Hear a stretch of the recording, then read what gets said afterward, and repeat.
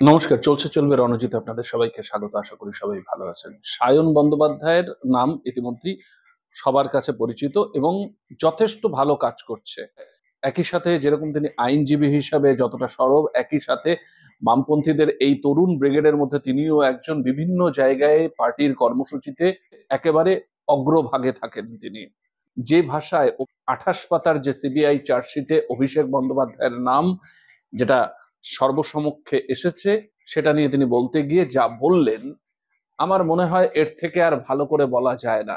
যথেষ্ট ভদ্র ভাষায় যেভাবে জুতোর বাড়িটা মারলেন, এটা আমার মনে হয় এই তরুণ শিক্ষিত রুচিশীল বামপন্থী কর্মীদের থেকেই প্রত্যাশা করা যায়। আমি কথা বাড়াবো না, সায়নের বক্তব্যটা একটু শুনুন।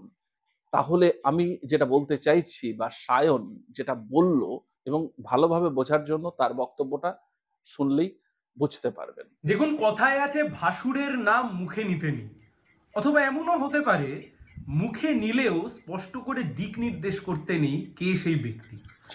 বিশ্বের সমস্ত ন্যাকামো একদিকে, কিন্তু মোদি আর দিদির সেটিং এর দোহাইতে সিবিআই এর ন্যাকামো অন্যদিকে। কেন বলছি তার কারণ শিক্ষক নিয়োগ দুর্নীতির মামলায় সিবিআই সাপ্লিমেন্টারি চার্জশিট দিয়েছে।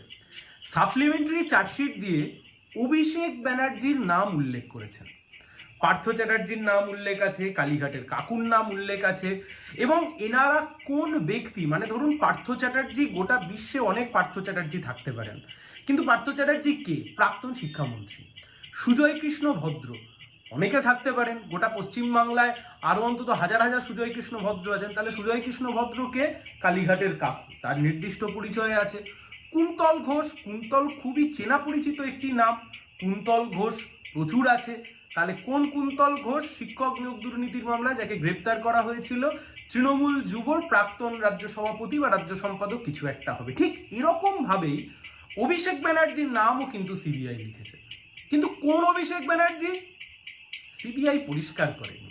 জনৈক অভিষেক ব্যানার্জি, জনৈক অভিষেক ব্যানার্জি। আপনি ভাবুন, এই যে আমরা এতদিন বলছিলাম সেটিং সেটিং সেটিং, মানে কেমন সেটিং আপনি একবার ভাবুন। পার্থ চ্যাটার্জি প্রাক্তন শিক্ষামন্ত্রী, সুজয় কৃষ্ণ ভদ্র কালীঘাটের কাকু, কুন্তল ঘোষ প্রাক্তন তৃণমূল কংগ্রেসের রাজ্য সভাপতি বা ইত্যাদি। কিন্তু অভিষেক ব্যানার্জির বেলায় কি? অভিষেক ব্যানার্জি গোটা পশ্চিমবাংলায় খুঁজলে হয়তো লাখখানেক অভিষেক ব্যানার্জি খুঁজে পাওয়া যাবে। পশ্চিমবাংলায় খুঁজলে হয়তো একই বয়সের অভিষেক ব্যানার্জি কয়েক হাজার খুঁজে পাওয়া যাবে। কি অভিষেক ব্যানার্জি? সাংসদ অভিষেক ব্যানার্জি উল্লেখ নেই। মমতা ব্যানার্জি রাজ্যের মুখ্যমন্ত্রীর ভাইপো অভিষেক ব্যানার্জি উল্লেখ নেই। তৃণমূল কংগ্রেসের সর্বভারতীয় সম্পাদক অভিষেক ব্যানার্জি চার্জশিটে কোথাও উল্লেখ করা নেই। আপনাদের নিশ্চয়ই মনে আছে, আজ থেকে কয়েকদিন আগে শিক্ষক নিয়োগ দুর্নীতির মামলাতে শুভেন্দু অধিকারীর ভাই দিব্যেন্দু অধিকারীর নাম সামনে চলে এসেছিল। আপনি একবার ভাবুন যে সিবিআই এর সেটিং কোন পর্যায়ে গিয়ে পৌঁছেছে, এবং মোদি অমিত শাহ তৃণমূলকে এবং অভিষেক ব্যানার্জিকে আসলে কতটা ভরসা করেন, যেখানে শুভেন্দু অধিকারীর ভাই দিব্যেন্দু অধিকারীর নাম স্পষ্টভাবে সিবিআই এর চার্জশিটে উল্লেখ হয়ে যায়, কে দিব্যেন্দু অধিকারী তাও স্পষ্টভাবে উল্লেখ হয়ে যায়, কিন্তু অভিষেক ব্যানার্জির নাম, কে অভিষেক ব্যানার্জি, সেটা কিন্তু স্পষ্ট হয়ে যায় না। তাহলে কি দিল্লির বিজেপির নেতারা শুভেন্দু অধিকারীর চাইতে বেশি অভিষেক ব্যানার্জিকে ভরসা করেন? সেটিং এর রাজনীতি, আবার বলছি, যা চলছে মহারাষ্ট্রের রাজনীতি, মহারাষ্ট্র মডেল। একদিন সকালে উঠে দেখলেন একদল বিধায়ক অন্য দলে চলে গেছে, সরকার পড়ে গেছে, সরকারকেও বানিয়ে নিয়েছে। কিন্তু আমাদের কথা খুব স্পষ্ট, খুব specific. Leaps and Bounds chit ফান্ডের কোম্পানি। এই লিপস অ্যান্ড বাউন্স নিয়ে দীর্ঘদিন ধরে টানাপোড়েন চলছে। আগে মন্ত্রী ছিলেন সিপিআইএম এর নেতা, কেন্দ্রীয় কমিটির সদস্য ছিলেন এক সময়তে, বর্ষিয়ান নেতা কমরেড গৌতম দেব। তিনি সর্বপ্রথম জনসমক্ষে নিয়ে এসেছিলেন যে লিপস অ্যান্ড বাউন্স, মমতা ব্যানার্জির ভাইপো কিভাবে চিট ফান্ডের ব্যবসা করেন। সেই লিপস অ্যান্ড বাউন্সের নাম এখানে জড়িয়ে গেছিল।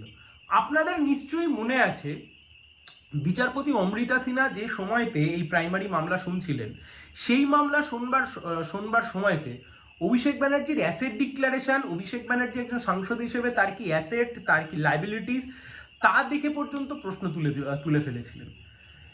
এই যে লিপস অ্যান্ড বাউন্স কোম্পানি, সেই লিপস অ্যান্ড বাউন্স কোম্পানির মাথা কে? অভিষেক ব্যানার্জি। এতদিন আমরা কেউ জানতাম না, কোর্টে যখন এফিডেভিট দেওয়া হয়েছিল তারপর আমরা জানতে পেরেছিলাম। তাহলে প্রশ্ন এখানে, লিপস অ্যান্ড বাউন্স কোম্পানির নাম এলো, কিন্তু কে অভিষেক ব্যানার্জি তার জানা গেল না, মানে তার জানানো হলো না। কাকে বাঁচাতে চাইছে বিজেপি সরকার? কাকে বাঁচাতে চাইছে? খুব স্পষ্ট কথা, পরিষ্কার কথা।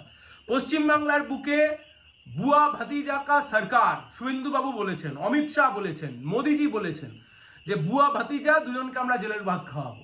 কিন্তু কোথায় কি? কালীঘাটের কাকু জামিন পেয়ে বাইরে চলে এসছে। কালীঘাটের ভাইপো তো ছেড়ে দিন। কালীঘাটের কাকু বলেছিলেন আমার বাবু সর্বশক্তিমান, পৃথিবীর কোনো শক্তি পারবে না আমার বাবুকে ছুঁতে।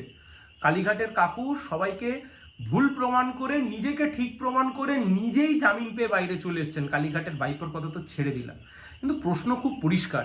দেখুন, সেই সারদা থেকে শুরু হয়েছিল পশ্চিমবাংলা চুরি দুর্নীতির ইতিহাস এই সরকারের আমলে। সারদা, রোজভ্যালি, নারদা, একের পর এক চিটফান্ড দুর্নীতির মামলা, পৌরসভা নিয়োগ দুর্নীতির মামলা, গরু পাচার, কয়লা পাচার, রেশন দুর্নীতি, আচ্ছা এর বাইরে শিক্ষক নিয়োগ দুর্নীতি। আপনি একের পর এক সব দুর্নীতির অভিযোগের তদন্ত কোর্ট হাতে তুলে দিয়েছিল বিশ্বাস করে ইডি এবং সিবিআই। আপনি দেখুন কোথায় তদন্ত, কোথায় মুখ থুবড়ে পড়ে আছে, আপনি আজকে আর কিচ্ছু খুঁজে পাবেন না। বকটুই, সিবিআই আপনি আজকে আর খুঁজে পাবেন না। গরু পাচার, কয়লা পাচার, খাদ্য দুর্নীতি খুঁজে পাবেন না। সারদা রোজভ্যালির ফাইল আর খুঁজে পাওয়া যাবে কিনা তা নিয়েও হয়তো ডাউট রয়েছে।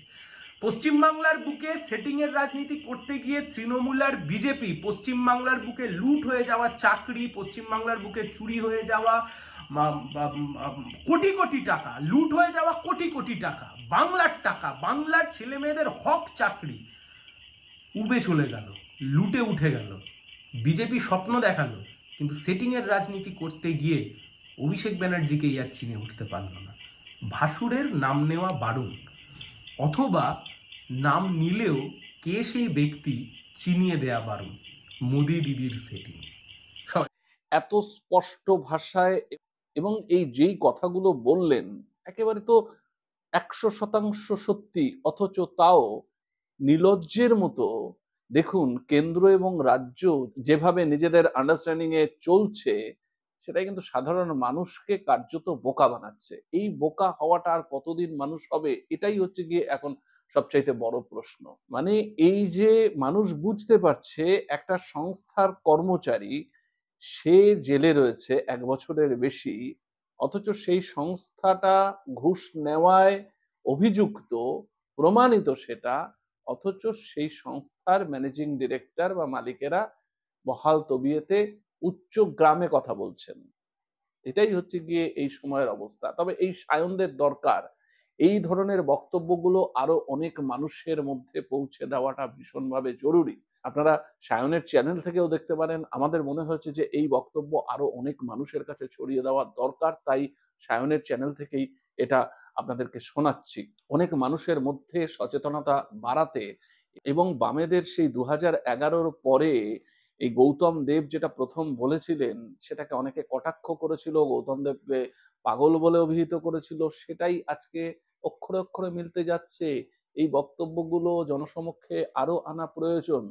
আমরা এইরকম খবর আপনাদের জন্য বারে বারে তুলে আনবো। আপনাদের চোখ থাকুক, চলছে চলবে রণজিতের উপর। ধন্যবাদ।